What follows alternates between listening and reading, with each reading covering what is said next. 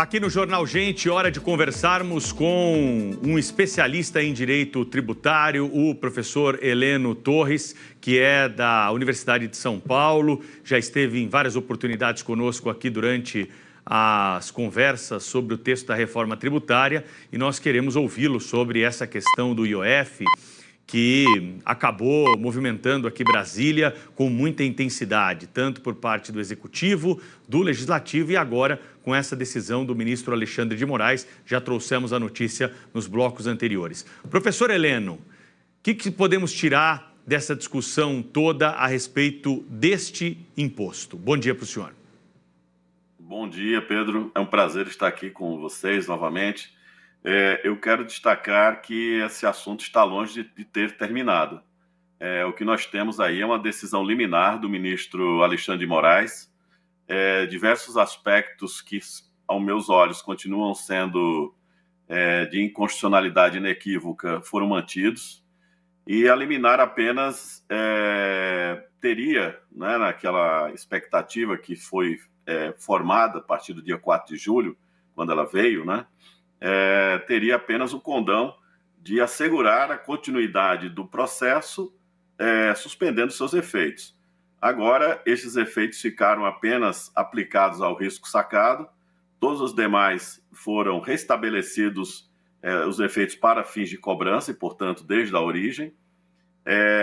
Porém, é uma decisão liminar. Cabe a todos aqueles que estiverem afetados usar dos instrumentos legais nas ADIs, como o amicus curiae, né, amicus curiae em cada caso,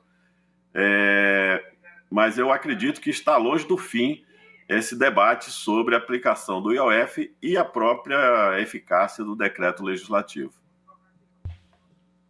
Muito bom dia, professor. Bem-vindo mais uma vez aqui ao nosso programa. O problema é que esse caso pode se arrastar.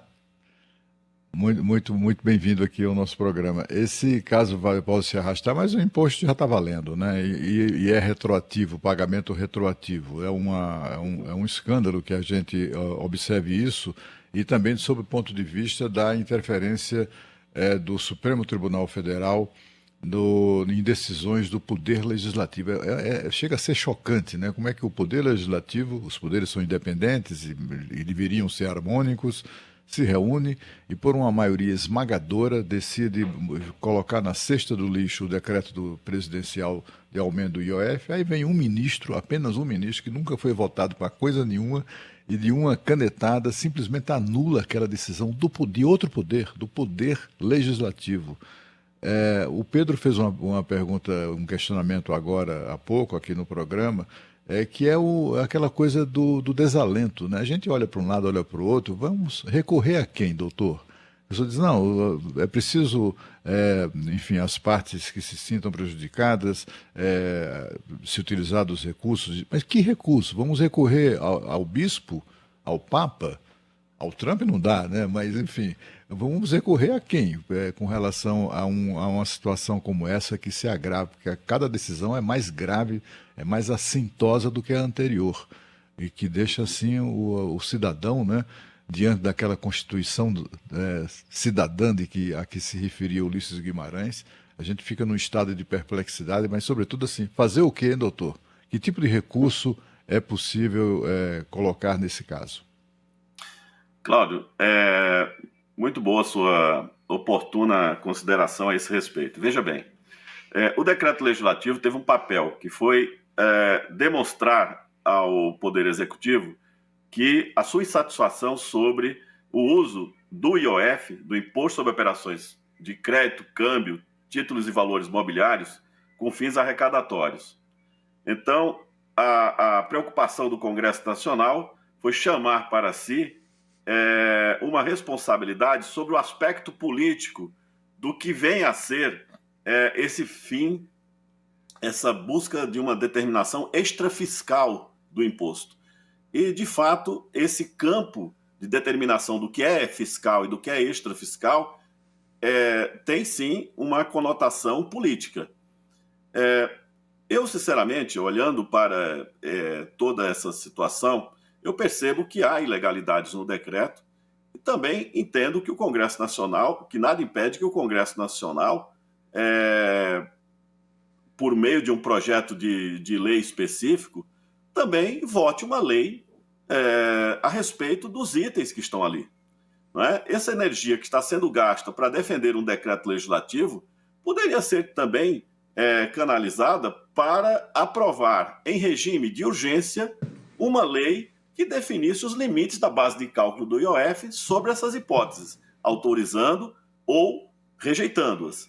Não é? O Código Tributário Nacional, no artigo 65, diz com muita objetividade que as alíquotas e bases de cálculo do IOF somente poderão ser modificadas por lei e para atender a objetivos da política econômica. Então, é nesse sentido que o Congresso Nacional exige a observância dos limites do IOF. É dizer, a base de cálculo pode ser alterada? Pode. Mas tem objetivos de política econômica a serem atendidos? Não. Tem razões arrecadatórias. Então, há validade, sim, naquilo que concerne ao propósito do decreto legislativo. É uma grande disputa que aparentemente é de mera política, mas não, é de competência constitucional. Competência constitucional do Congresso Nacional, competência constitucional do presidente da República. O Supremo Tribunal Federal foi chamado a se manifestar por meio de 2 ADIs, uma ação declaratória de constitucionalidade. Então, é lógico que o Supremo Tribunal Federal tem que tomar uma decisão. E o ministro Alexandre de Moraes está cumprindo o seu papel de juiz, examinando a liminar, se concede ou não concede a liminar. Esse é um ponto. Agora, o Congresso Nacional, ao meu ver, também poderia, por qualquer um dos seus membros, votar em regime de urgência uma lei específica determinando os limites desses itens. Veja, e são temas importantíssimos para o país. Nós estamos falando de tributação de FDICs, de fundos de antecipação de recebíveis, nós estamos falando de investimentos em VGBL, nós estamos falando, portanto, em questões de previdência complementar que não estão contidas nas leis anteriores. Então, matérias muito sensíveis. Eu entendo a preocupação do governo, me solidarizo com a necessidade de aumento de arrecadação, mas eu colocaria na mesa também o seguinte, a necessidade de corte de gastos, de revisão dos benefícios fiscais, de alguns incentivos fiscais que estão sendo examinados no Congresso Nacional, inclusive temos já um relator para essa função, que é salvo engano, o deputado Aguinaldo Ribeiro, não é? Temos, então, portanto, um dever de casa, que é o de redução de gastos. E do outro, sem dúvida nenhuma, uma preocupação com o contribuinte, que o contribuinte só pode pagar imposto previsto em lei, e não por mera criação de decretos, como foi feito agora por esses 2 decretos da Presidência da República sobre o IOF. Professor Heleno Taveira Torres, a gente está falando aqui do foco de incêndio na floresta, né? Que é o IOF e toda essa celeuma, uma decisão do ministro Alexandre de Moraes. Queria que o senhor ajudasse a gente a subir um pouco e enxergar a floresta lá de cima. Está havendo um aumento na carga tributária geral no Brasil? Para o que a gente precisa se preparar? Para o que já veio e para o que ainda está por vir, por exemplo, com mudanças que daqui a pouco começam a valer e que foram aprovadas lá na reforma tributária. Pois nós temos a reforma tributária que está em curso, deve começar a entrar em vigor os primeiros efeitos da reforma agora a partir de 2026, 2027. Nós temos, sim, uma preocupação na reforma tributária de redução de carga tributária, não de manutenção e continuidade da que temos aí. Esse é um ponto. Alguns setores sentirão fortemente o aumento de carga tributária, como é o caso do setor de serviços, e, ao mesmo tempo, nós temos essa preocupação contínua, não é? De evitar aumento de carga tributária sobre o contribuinte em situações que estão funcionando bem. Veja, daqui a pouco nós teremos um debate sobre a tributação de dividendos no Brasil. Ora, como é que é possível fazer uma reforma para exigir imposto de renda sobre dividendos se não houve uma reforma do imposto de renda na sua totalidade, do imposto de renda de pessoa jurídica e do imposto de renda de pessoa física? Nós precisamos de uma reforma, a exemplo do que foi feito com o consumo, da renda, para atualizar o modelo de base de cálculo, de apuração de renda, de pessoa física e de pessoa jurídica, as práticas mais atuais que estão sendo adotadas em outros países. Não é? Nós continuamos com a legislação arcaica do imposto de renda da década de 50 e 60, não é? Com